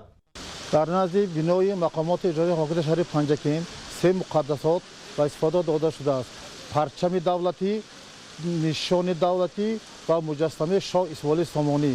дар гирди ин се муқаддасот дарахтон ва чароғонкунӣ ва фаввораҳо баст карда шудааст. ҳамаи ҳамин барои истироҳату фароғати меҳмонони шаҳри Панҷакент ва сокинони он мебошад. бо қомат афрохтани муҷассамаи шоҳ Исмоили Сомонӣ дар маркази шаҳри Панҷакент барои сайругашти сокинон ва меҳмонон боз як мавзеи дилфиреб фароҳам шуд. президенти ҷумҳурии Тоҷикистон муҳтарам Эмомалӣ Раҳмон дар вазъияти тантанавӣ ҳамзамон нишони давлатиро ифтитоҳ карданд. баландии нишон 23 ва қутраш 2,5 метрро ташкил дода таҳкурсии он бо санги хорои ватанӣ оро ёфтааст. зинапоя ва майдони назди нишони давлатӣ чароғон мебошад. корҳои сохтмонӣ дар майдони ин муқаддасоти давлатӣ моҳи июни соли 2021 бо маблағгузории идораи сохтмон ва меъмории шаҳри Панҷакент аз ҷониби ҷамъияти дорои масъулияти маҳдуди сусеи шаҳри Панҷакент оғоз гардида буд. баъди ифтитоҳи нишони давлатӣ пешвои миллат муҳтарам Эмомалӣ Раҳмон бо нишони қадршиносӣ ба муқаддасоти миллӣ дар зери он гулчанбар гузоштанд.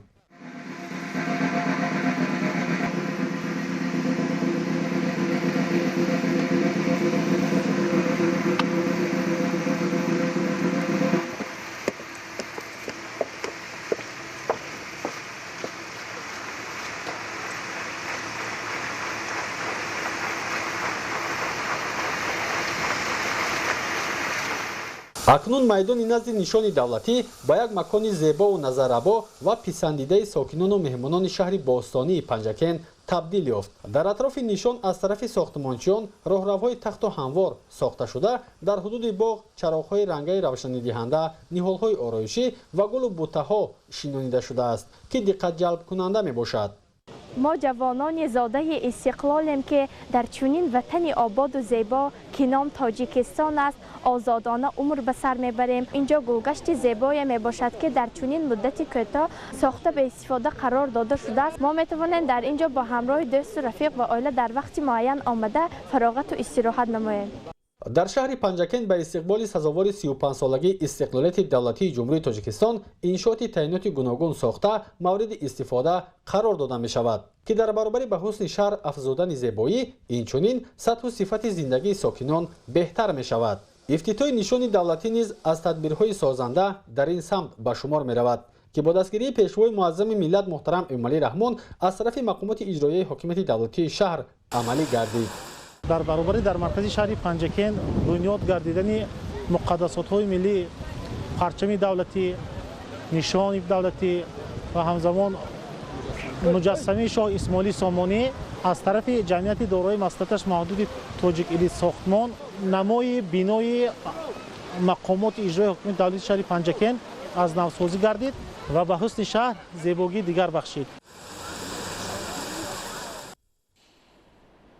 امروز در ادامه سفر کاری در شهر پنجکن اساسگذار صلح و وحدت ملی پیشوای ملت پرزیدنت جمهوری تاجیکستان محترم امومالی رحمان در وضعیت تنتنوی بینای نوی مؤسسه تحصیلات میانه عمومی رقم 47 به نام اسپیتامین را مورد استفاده قرار دادند. ساختمان بینای نوی مکتب 47 در شهر پنجکن ماه январи سال 2020 با جلب معماران و ساختمانچیان محلی شروع شده. آن دوام بیش از 2 سال با طرح زمانوی و شرایط معاصر تعلیمی قامت افراخت. 14 اپریل در ادامه سفر کاری در شهر پنجکن اساسگذار صلح و وحدت ملی پیشوای ملت پرزیدنت جمهوری تاجیکستان محترم امومالی رحمان در وضعیت تنتنوی بینای نوی مؤسسه تحصیلات میانه عمومی رقم 47 به نام اسپیتامین را مورد استفاده قرار دادند. بینای نوی سه آشیانه مؤسسه تحصیلات میانه عمومی رقم 47 با مبلغ‌گذاری مقامات اجرایی محلی حاکمیت دولتی شهر پنجکن و جمعیت دارای مسئولیت محدود کارخانه مشترک ظرفشان بنیاد گردیده برای 806 خواننده در 2 بخش پیش بینی شده است. بینای مکتب با خرج بیش از 9 میلیون و 202 هزار سومانی بنیاد گردیده است. بنا دارای حجره‌های کاری، خانه آموزگاران، 17 سیمخانه، از جمله سیمخانه فن‌های بیولوژی، فیزیک، خیمیا، تکنولوژی اطلاعاتی، لینگافونی، همچنین کتابخانه، آشخانه، تالاری ورزشی و مجلسگاه برای 230 نفر میباشد. مؤسسه با کامپیوتر، تخته‌های الکترونی، لوازمات برای گذرانیدن آزمایش‌ها در درس‌های فیزیک و شیمی تامین میباشد. به غیر از این در مؤسسه بیناهای یاری رسان به مانند بوخانه، انبار و خانه پاسبان ساخته شده است. در مؤسسه تحصیلات میانه عمومی رقم 47 به نام اسپیتامین شهر پنجکن برای تطبیق برنامه 20 ساله آموزش و رشد فن‌های طبیعت شناسی، دقیق و ریاضی در ساحه علم و معارف و آموختن زبان‌های خارجی تمام شرایط فراهم میباشد. امروز باعث افتخار و سرفرازی ما خوانندگان مؤسسه تحصیلات میانه عمومی رقم 47 شهر پنجکن میباشد که چنین یک بینای خوشتر و زمانوی با تمام شرایط‌های تعلیمی ساخته مورد استفاده قرار داده شد. مینداری خیش را به پیشوای معظم ملت اظهار می‌داریم، زیرا در این مسحن علم و دانش برای خوانش تمام فن‌های تعلیمی شرایط‌های سطح بلند مهیا گردیدند. از جمله صنفخانه‌های زبان روسی و انگلیسی به ما امکان می‌دهند که برابر از خود کردن فن‌های معاصر با زبان‌های خارجی را نیز از خود نماییم و به دانشگاه‌های جهانی که در تاجیکستان ما نیز فعالیت می‌کنند داخل شده متخصصان ورزیده گردیم. من پلاتوف حاکمای خواننده صنف 11 مؤسسه تحصیلات میانه عمومی رقم 47 شهر پنجکن میباشم. محض با غمخواری و دستگیری‌های پیشوای معظم ملتمان توانستم در آزمون گیرندگان استیپندیای پرزیدنتی سزاوار نام پرافتخاری برنده استیپندیای پرزیدنتی شوم.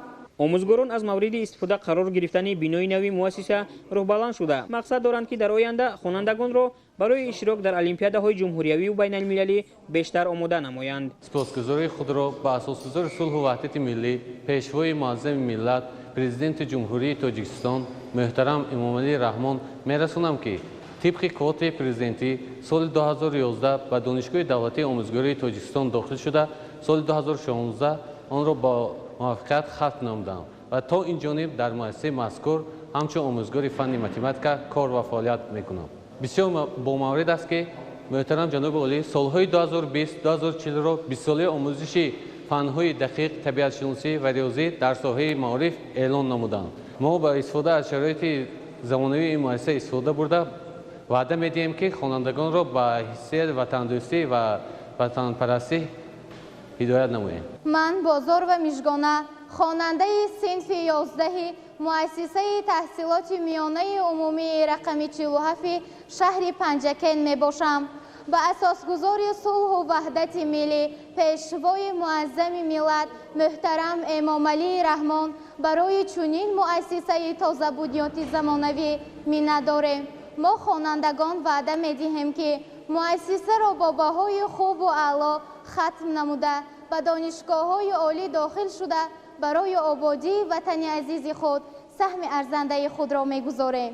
بینای کهنه این مؤسسه تعلیمی سال 1966 برای 250 جای نشست در یک بس ساخته شده بود و به طلبات امروزه جوابگو نبود. ساختمان بینای نوی مکتب 47 در شهر پنجکن ماه ینوری سال 2020 با جلب معماران و ساختمانچیان محلی شروع شده. آن دوامی بیش از 2 سال با طرح زمانوی و شرایط معاصر تعلیمی قامت افروخت. در ساختمان زیاده از 100 نفر ساختمانچیان فعالیت نمودند. بنا با صفت بلند از جانب ساختمانچیان JDMM PMK 278 بنیاد گردیده است. بینای مذکور دارای لابراتوری حاضر زمان زمانوی، کابینت های فنی با تجهیزات های بهترین زمانوی تجهیز گردیده است. در اطراف مؤسسه نو بنیاد گل های رنگارنگ و درختان همیشه سبز شینانیده شده، راهروها سفالک‌پوش گردیدند. این همه به نمای ظاهری مکتب زیبایی دیگر ضم می‌کند. پس از شناسایی با شرایط مهیا گردیده در بینای نوی مؤسسه تعلیمی، پیشوای معظم ملت محترم امامعلی رحمان از خوانندگان دعوت به عمل آوردند که از امکانیت‌های موجوده استفاده برده، علم‌های زمانی معاصر را آموزند، زبان‌های خارجی را از خود کنند و در آینده چون شخصی صاحب معرفت به وطن و دولت خدمت نمایند. همچنین سرور دولت آموزگاران را به تعلیم و تربیت نسل نورس و جوان در روحیه خودآگاهی و خودشناسی، وطن‌دوستی و وطن پرستی و آموختن علم‌های معاصر هدایت نمودند.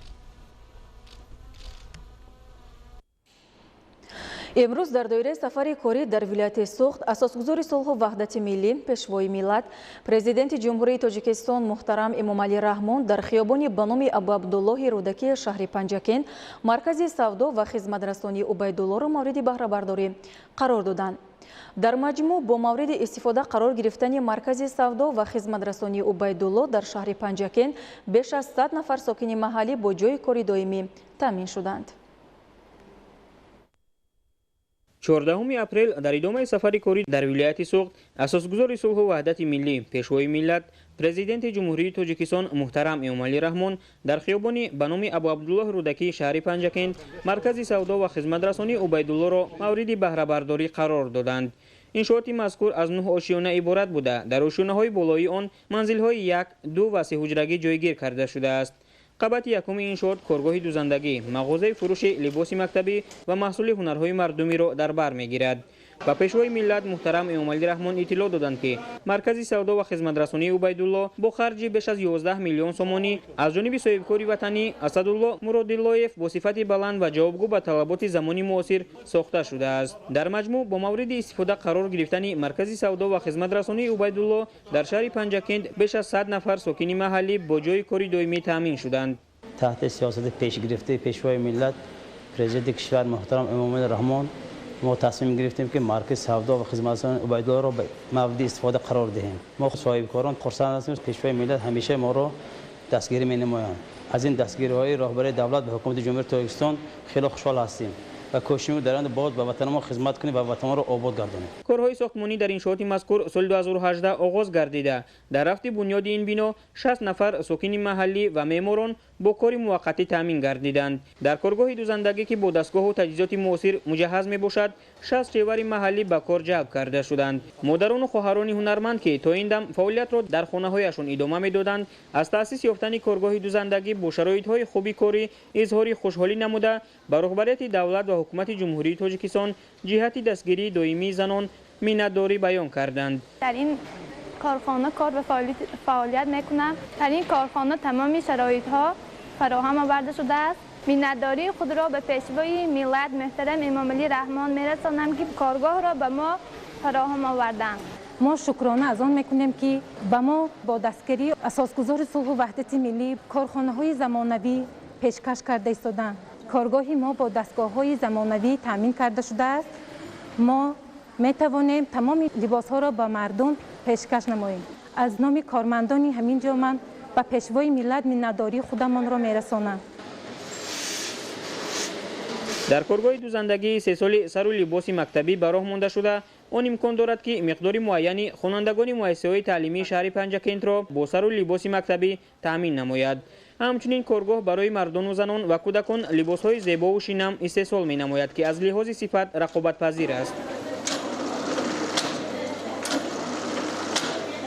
در کارگاه دوزندگی زن‌های جوان هنرهای دوزندگی را می‌آموزانیم. با ختم کورس‌های معین آنها را به جای کار دائمی تعمیم می‌نماییم. در همین جا پیشوای ملت محترم امام علی رحمان با مادران و جوان دختران هنرمند صحبت صمیمی انجام داده آنها را به تعلیم و تربیت درست فرزندان از جمله در روحیه و تندرستی و خویشتن‌شناسی تربیت نمودن آنها صرفه و سرشته‌کاری و شکرگزاری از فضای آباد و آرام کشور هدایت نمودند. در آشیانه یکم انشاءات تازه بنیاد مغازه‌های فروش لباس مکتبی و دیگر محصولات نیاز مردم فعالیت می‌نمایند. از جمله محصولات استحصال شده کارگاه دوزندگی در همین مغازه به فروش برآورده می شود.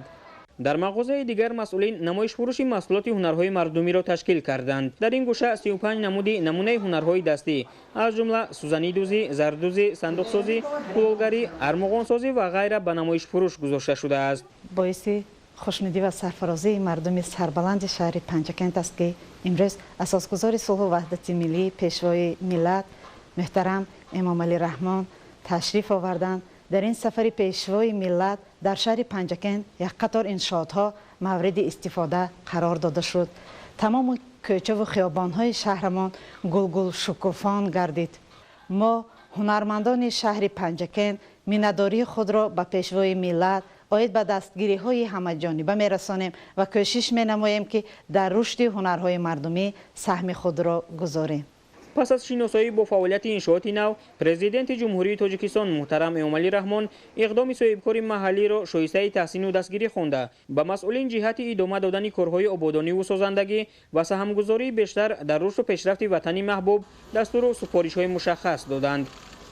در صحن مرکز سودا و خدمت رسانی عبیدالله مسئول دست هنرمندان شهر پنجکند به تماشا گذاشته شد. لازم به ذکر است که در شهر و دهات پنجکند 37 مرکز هنرهای مردمی فعالیت داشته. از این شماره 6 مرکز به استحصال ادرس و اطلس، 2 مرکز به قالین بافی و باقی مانده به استحصال دیگر نمود هنرهای مردمی مشغول می باشند. به پیشوای ملت محترم امام علی رحمان اطلاع دادند که همه ساله در شهر 10 نفر از حساب زنان صاحب گرانت‌های پرزیدنتی می گردند که اکثریت آنها مرکزهای هنرآموزی تأسیس داده در رشد و انکشاف هنرهای مردمی نقش می‌گذارند. امروز اساسگزار صلح و وحدت ملی پیشوای ملت پرزیدنت جمهوری تاجیکستان محترم امام علی رحمان در شهر پنجکند قصر ورزشی پهلوانان سوغدی را که از روی لایحه زیبای و زمانوی بنیاد شده است مورد استفاده قرار دادند. مساحت انشاء 960 متر مربع بوده. تالار ورزشی دارای 300 جای نشست میباشد.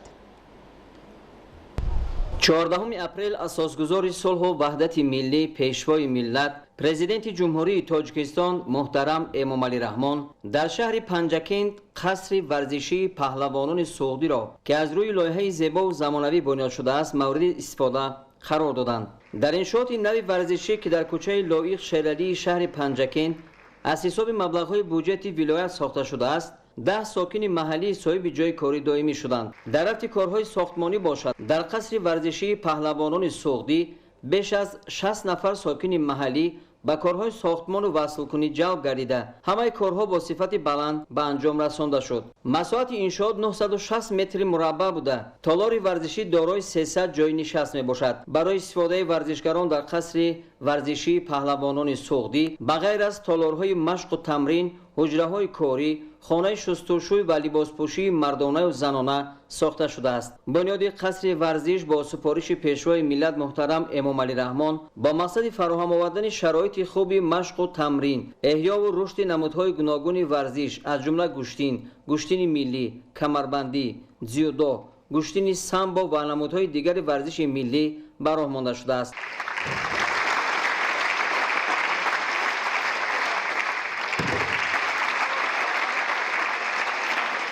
ман Хоҷаминов Алибек, мураббии гӯштини дзюдо дар шаҳри Панҷакент.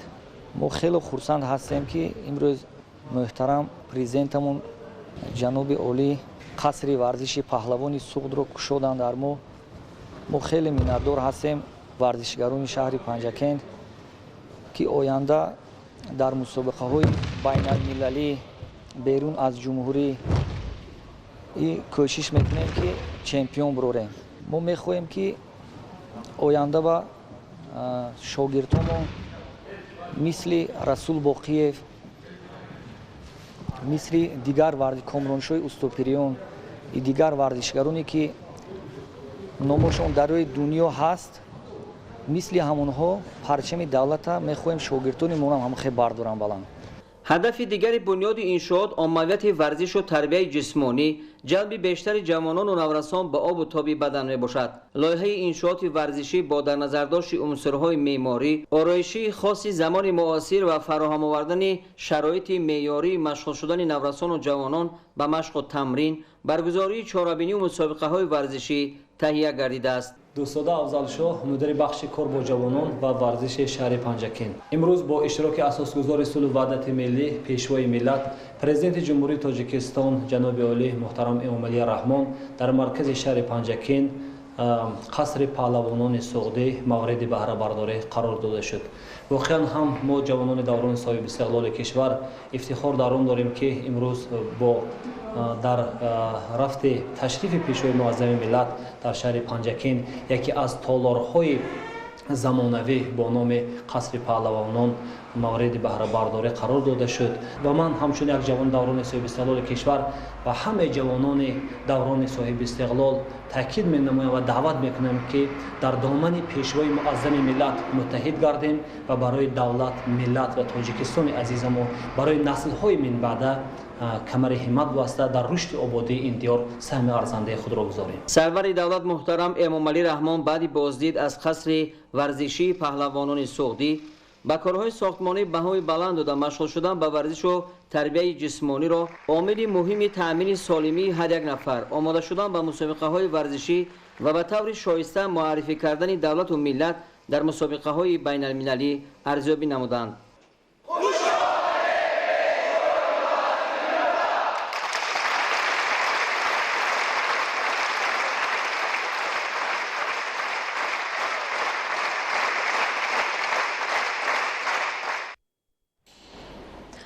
дар доираи сафари кории асосгузори сулҳу ваҳдати миллӣ пешвои миллат президенти ҷумҳурии Тоҷикистон муҳтарам Эмомалӣ Раҳмон ба шаҳру ноҳияҳои вилояти Суғд дар хиёбони Рӯдаки шаҳри Панҷакент бо иштироки намояндагони ҳукумати ҷумҳурии Тоҷикистон ва мақомоти иҷроияи ҳокимияти давлатии вилояти Суғд аз рӯи муҷассамаи рамзи китоб парда бардошта шуда.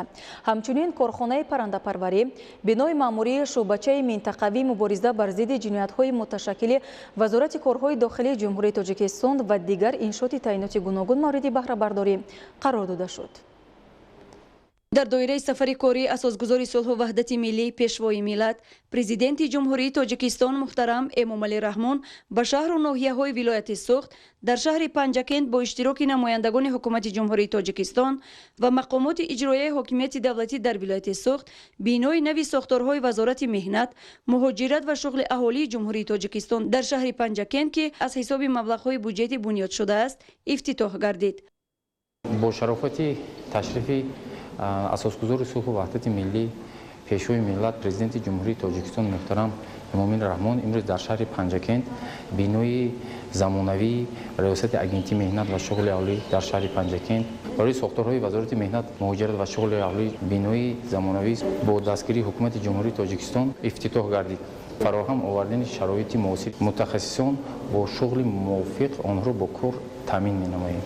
корҳои сохтмонии бинои мазкур аз ҷониби ҷамъияти дорои масъулияти маҳдуди Тоҳир Сохтмон бо ҷалби сохтмончиёни маҳаллӣ бунёд гардида бо сатҳу сифати баланд ба анҷом расидааст. Иншооти навбунёд аз ду ошёна ва таҳхона иборат мебошад. дар таҳхонаи бинои навбунёд синфхонаи компютерӣ ва синфхонаи омӯзиши ҳунарҳои қаннодӣ ва ҳунарҳои мардумӣ ҷойгир мебошад. дар ошёнаи якуми он 4 ҳуҷраи корӣ, маркази омӯзиши фосилавӣ ва синфхонаи ороишӣ ҷойгир буда, дар ошёнаи дуюм 8 ҳуҷраи корӣ, синфхонаи таъмири асбобҳои рӯзгор ва толори маҷлисгоҳ барои кормандони раёсати агентии меҳнат ва шуғли аҳолӣ, филиали муассисаи давлатии маркази таълимии калонсолони Тоҷикистон ва шуъбаи хадамоти муҳоҷират мавҷуд аст. филиали муассисаи давлатии маркази таълимии калонсолони Тоҷикистон фаъолияти худро аз соли 2011 инҷониб оғоз намудааст. айни ҳол мо аз рӯи